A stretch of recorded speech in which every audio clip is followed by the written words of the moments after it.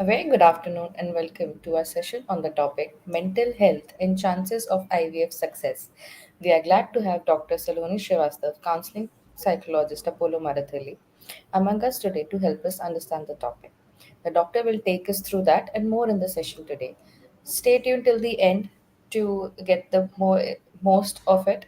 And if you have any questions, any doubt, post on the comment section. The doctor will be taking up the questions in the last of the session and in between also. So just stay tuned and ask all your queries and doubts. Doctor is here to help you. Doctor, you have the stage now. Thank you so much for that introduction. Hello, everyone. I am Saloni Srivastava, counseling psychologist at Apollo Fertility, Brookfield. Today we are discussing about a topic that is, recently while taking a lot of patients from IVF section, I have seen that they come with a lot of confusion as to how mental health is related to, their IVF process, their IVF cycle, or, maybe just the success of IVF. So I thought that this topic is something that needs to be addressed. That is how mental health is, somewhere related to the chances of IVF success if it is at all related. So, before going into the topic, I would like to just answer this question in just one word, that is it really related? Mental health and chances of IVF success. Research till now has not shown any direct connection that has been shown with IVF success and mental health. That if somebody is, not doing very well with mental health, has seen to be, failing in IVF success, that has not been proven yet, but that does not mean that it does not have absolutely any impact on the process or on the individual. So that's what we are going to discuss. And if at any point of time you feel that, there is something that you relate to or something you are confused about and all those things, please do put in your questions and I'll be answering your questions, because mental health is a very subjective matter. Although there is a universal definition of what mental health is. Mental health is your social well-being, psychological, emotional being, and your in general, how you look at your life, how you look at the things, how do you approach problems in your life, how do you are able to cope with those things, situations which are not so positive, not in your favor. All those things can only be determined by having a good mental health. Now, here, as I have described mental health, right? You would have seen that I said that if there is, if there is a problem, there is a hurdle in your life, how do you cope with that can only be determined by your mental health. So, for example, if you are a person who's a person who looks at situations from a very positive spectacle, right? Positive spectrum. You look at things that, okay, everything will be fine, this too shall pass. Then your approach to the problem will be very different from a person who just takes the problem at the face value, that this is the problem and this is how I need to solve it, right?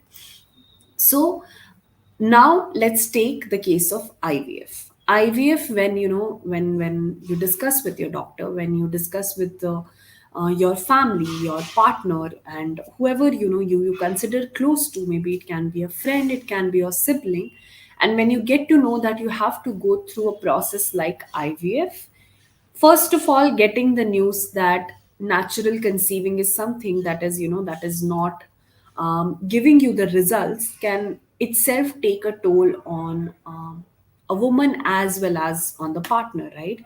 Because they have been trying, and people mentally prepare themselves that they want to enter this new section of their life, new part of their life. And when it does not get successful by the what we have as a society described as the conventional way, then it can already take a toll on both the partners, especially on the woman, because she feels that somewhere she has to be blamed. With taking that kind of mental stress, that kind of anxiety, that why is it happening, why why am I the one who's happening it with, and all those kind of questions, they come for a meeting with the doctor, where they tell that, okay, listen, you can go for IVF. Now, IVF in itself is not just a process, it's a financial investment, it's a physical investment, it's an emotional investment. Now, if all the three elements are invested so heavily into this process, what happens is then, expectations are higher that, oh, I have tried, I have gone for this process, I've invested so much into this process, then it should be a success, it has to be a success. Now when you put that kind of pressure on yourself, anyway you were, had a pile of anxiety and stress by getting all these news.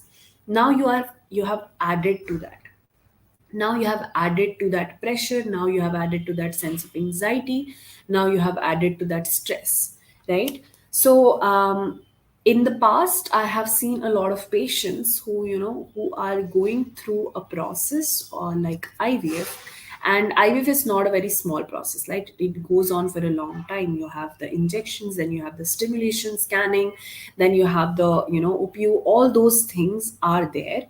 And in that process, what happens is in the middle, especially the woman, because she has to go through so much, she has to go through so many processes, she has to go through so many medical processes. In the middle, she sometimes tend to, give up. She's just she just wants the result to be positive, and anything other than that she does not know. She does not know how to go about it, she does not know how to take care of herself. Because again, as a society, we have always, learned how to take care of pregnant women, right? We have always known that how to, what to give them in terms of food, in terms of how to take care of their physical health. But when it comes to before pregnancy period, before, that happens, what the woman has to do is not really discussed. And when it comes to a process like IVF, the woman has to take care of her physical body through the process. And of course, if it gets success, then she has to go through that, 9 months of pregnancy. Now, I'll discuss a case and tell you how mental health has been related to IVF. Okay. Um, One of my patients, she went for an IVF, and she already had one OPU failed, one IVF failed. This was her third trial of second trial of IVF and third trial in general. They have been married for 9 years. Okay, and in that case, she was, she was not ready. She had not dealt with the grief of the past failed IVF. Okay, and she did not accept that part, that okay, that has failed, now I have to go for another trial. She just went ahead with another trial without taking into consideration her emotional state, because she felt that, she mentioned that, she was growing older, and she felt that if she did not get it right now, it will, it will always be there. And she also felt that once the IVF gets successful, once, she gets a positive result out of it, she automatically will get better. Her emotional state will automatically get better. Okay, now in this case we discussed it. Okay, we tried to take care of mental health and all of that. Okay, but she insisted that okay, once the IVF is success, I I will be okay, I will find my way. Okay, now what happened was, after that she conceived, it was a success. But then she realized that even after the positive result, nothing in her mental health really changed, because all her past grief and trauma came running back to her, came, haunting her, because she did not know how to deal with that. So then she mentioned that I believed that, my emotional state will get better, and it was just a temporary state, because, I was not getting the success that I wanted. But in actuality, that did not happen. She felt that she's now even more stuck, because now she has to go through the 9 months of pregnancy while she's carrying that burden. Now that's where mental health comes into picture, that when you're going through a process like IVF, if you don't take care of your mental health, if you are not handling your anxiety level, stress level, and some women also go through depression. They develop severe depression when they are going through this process, because again, as I said, it's a very long process. It has a lot of investment from your as well as your partner's side. When you don't deal with your mental health issues in the correct manner while going through the process, it might not directly affect your IVF chances, IVF success chances, but it will definitely affect your approach towards that. It will definitely affect your outlook towards that, that IVF process, right? Because see, when we talk about motherhood, when we talk about having a child, it's a very important milestone for the family, because you are moving ahead in the cycle, right? And especially for you also, as as a partner, now your roles are going to be changed. You are going to be a mother, or you are going to be a father. That's a step ahead in your life. And if you are not ready for that process, in terms of that, am I really ready for this thing to added on to in my life, then what happens is you will not be able to give positive reaction to this process. So if, for example, in IVF, you have not dealt with, maybe getting this news, getting the negative news, or as we say, or you have not dealt with past grief, or you have decided to go for IVF under pressure of somebody else, and it's not your actual decision. What happens is, in that case, your body might just not react the correct way, might just not accept the procedure that is happening. All your the quality of egg and all of that will be affected by your mental health. It's not a very direct relation that, okay, if your mental health is affected, your chances of IVF failure increases. It's not like that. But of course it will affect your hormones, because your hormones will be focused into resolving the stress, your anxiety levels, to calm them down, because your hormones have that function as well, right? And hormones are seen, you would have noticed that if you take a lot of stress in a certain month, what happens is, in that particular month, your stress, because of your stress level, your menstrual cycle gets affected, right? Your menstruation cycle will get affected, and you'll get your periods maybe 2 or 3 days delayed, or maybe early. And that cycle gets affected because of the stress that you're taking. That stress is directly related to your hormones, and that affects your menstruation cycle.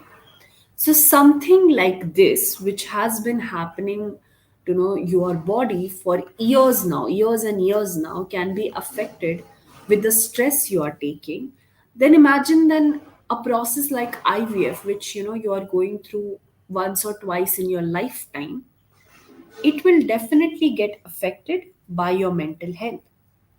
That's why we say that you need to not just take care of your physical health, but also read good books, consume good media and all of that, while you are going through pregnancy, because it's said that you have to be in a very positive mindset, right? So that's the process we talk about when a person gets pregnant. When we talk about a process like IVF, what can you do? First is, when you go meet your doctor, you as a person, you have to be sure that you are ready to enter this process. You cannot just assume that once you enter this process, it will get better. It will, magically one day you'll start feeling, okay, now I'm ready. That might happen, but that there is also a chance that that might not happen. So have a very open conversation with your doctor, because they'll tell you, they'll inform you that how the process goes, what are the chances and all of that. And if you want to take a break, because that's what I suggest a lot of my patients, that sometimes they say that If this time it doesn't get success, I just, I don't know what I will do, right? And I was like, if you don't know what you're going to do, why not just take a break, right? So taking a break is very underrated. You can always go take a break and then rethink what what you want. You can talk to your doctor.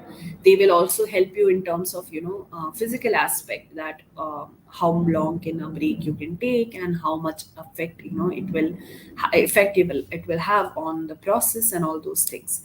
So just remember that putting yourself first in this scenario is basically you putting the childbirth at first place as well, because the childbirth, the pregnancy, the success of IVF is directly related to you and your mental health. So, first thing is talking to your doctor, having a very open conversation with your doctor. Second step is seeing a professional, that is a counselor, that is a psychologist. If your hospital, the doctor you're going to, they have the facility, because Apollo has it.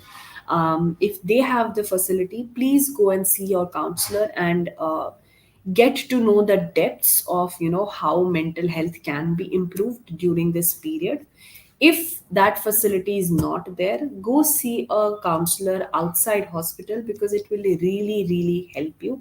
It will help you make more intentional decisions. It will help you make more decisions that are in your favor, that it will help you lead a decision that you're ready for. So go see a counselor and psychologist if you're not ready for both the things, because it's fine, right? Sometimes you just might not be ready to do both the things. You just want to go ahead without thinking, without analyzing, without doing anything. You might just want to go into the process and then see what is happening, right? With In that case, when that happens, what you can do is just maintain a journal, writing down your thoughts, writing about what you're feeling, how you're feeling. And if some days you have doubts about whether you're ready for the process or not, just letting that thought out, just putting it in an external format. It can be by talking to your counselor and doctor, or by writing it down. If that thought is out of your mind, it can help you make a lot of rational decisions. I'll give you an example that sometimes when we are overthinking, we feel that, oh, this building will fall, oh, this random xyz thing will happen, right? When that overthinking happens, when it's in our mind, we keep on building the story that what if this happens, what will I do, where will I hide, and all of that, right? But when we say it out loud, when we say, if you're talking to a friend and you tell them that, listen, what if this building falls and what will we do, right? When you say that, you realize that it was just in your head. Sometimes things are just in your head, and it's not real. When you say it out loud, you realize that, oh, it was just me thinking, and it's not real. So in order to sometimes realize and analyze your emotions, that are they really real, or are they just something that your mind is building in terms of overthinking. If it's real, if it's something that you actually are scared of, for example, while writing in your journal, you realize that I am ready for IVF, but if this time it fails, I don't know what emotional state I will be in. If that's the case, if that's something that has come out of you writing your emotions, you writing your expressions, then you can go see your counselor and tell them, or your doctor, that this is what is happening. I'm really, I don't know what will happen after this, like what, if this is the end for me or something like that. But if by writing down you realize that it was something just in your head, and you were overthinking on that matter, then you will realize that, okay, this is something that is not real. This is something that is something that's just in my mind, that's just in in something that I have been building in my mind. So that case, you can deal with that accordingly. So writing down your emotions and maintaining a journal is a very, very important aspect. Fourth thing, which is not done by a lot of couples, is taking your partner with yourself in this journey, be it the husband or the wife.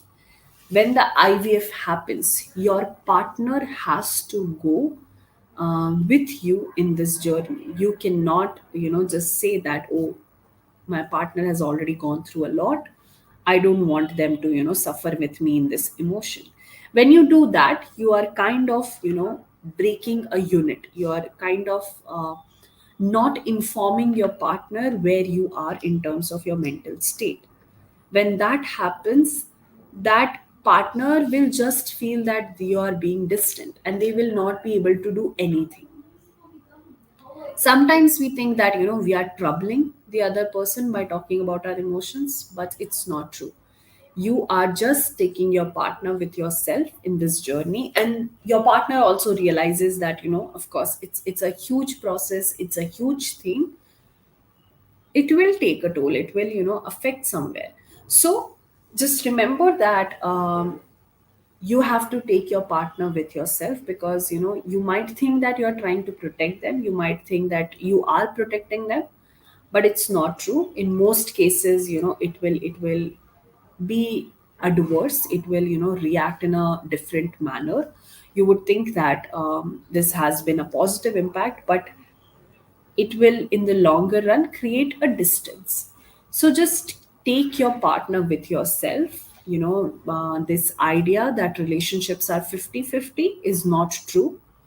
On some days one partner takes up the 80 and the other partner is on 20, and on some other day the other person takes up the 60 and the first person is at 40.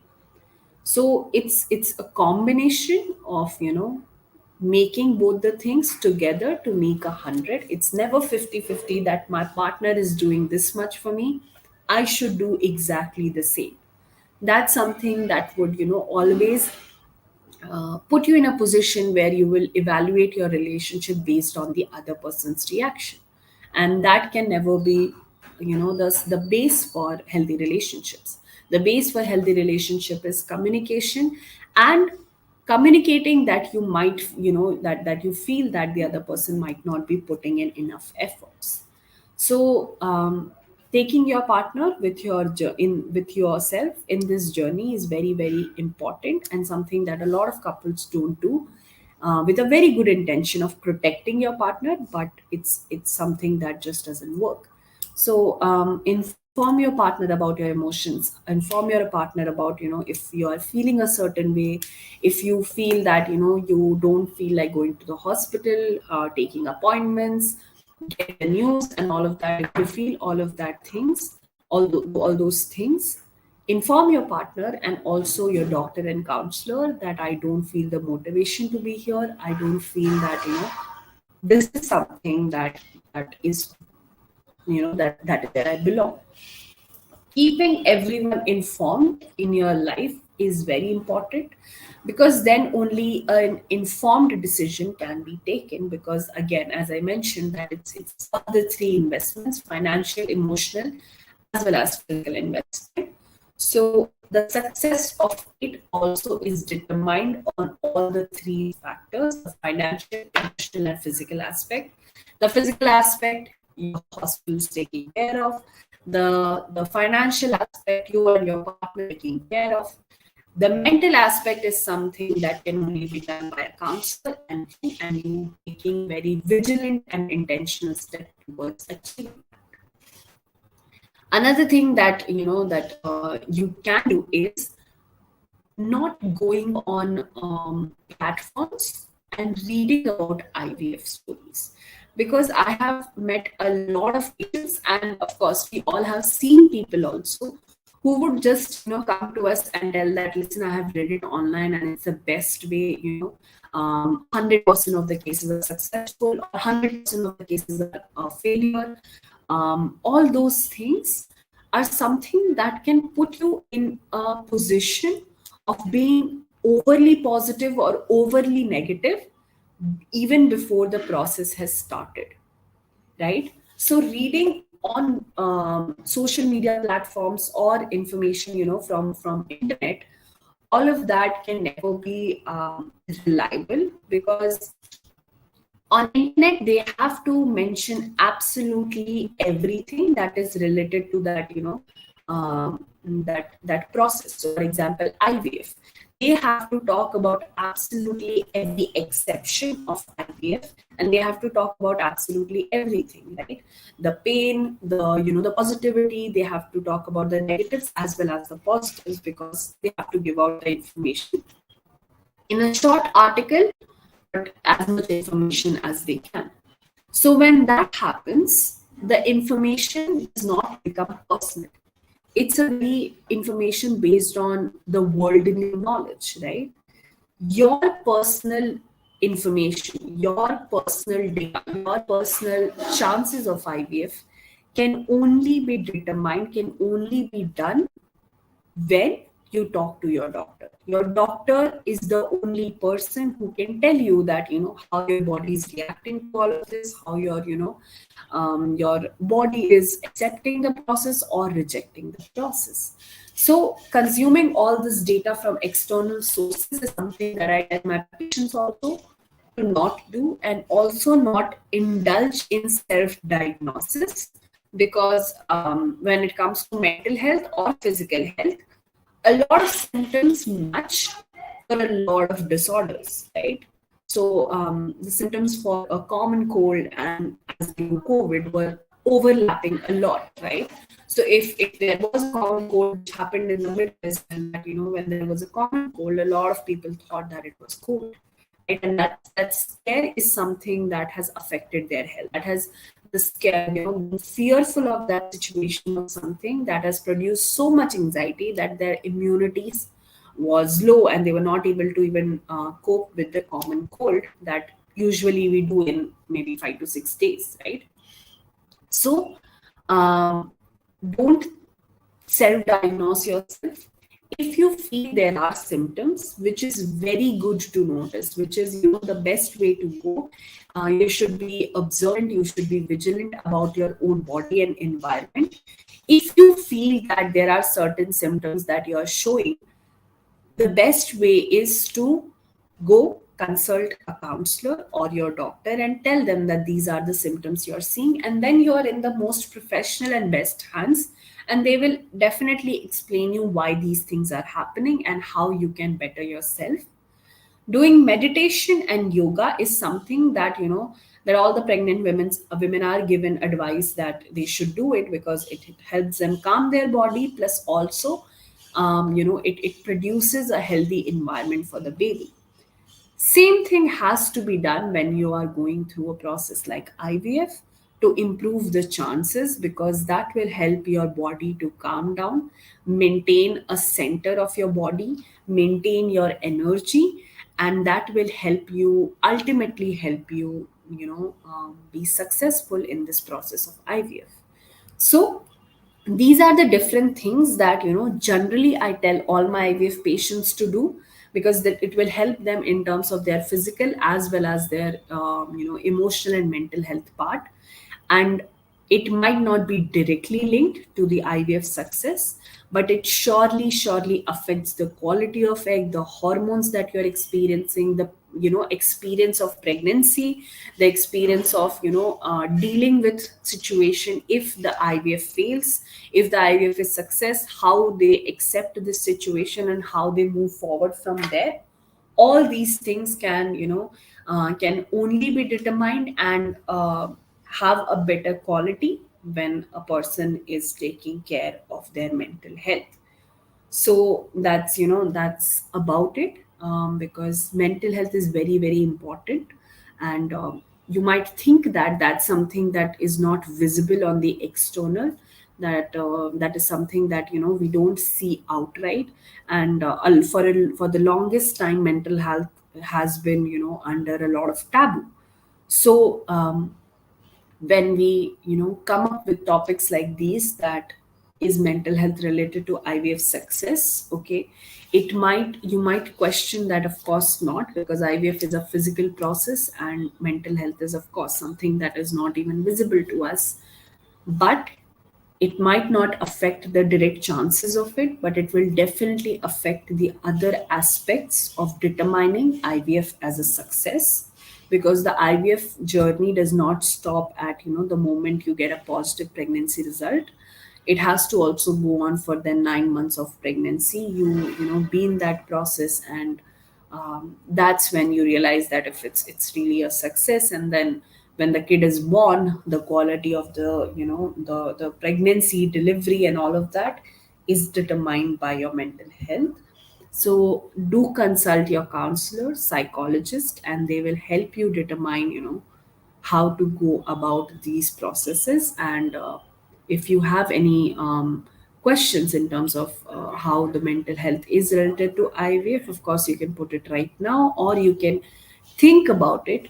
Talk to your counselor, talk to your doctor, talk to your partner, maybe try all these processes. And then in some other webinar, in the comment section of this saved live, you can put in the things and experiences, so other people maybe just read about it and get to know about it. Okay, I think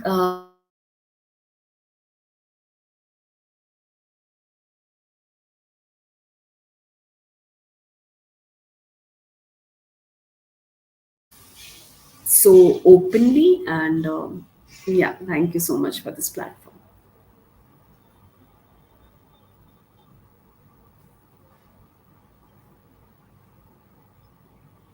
I'll end the live. Thank you.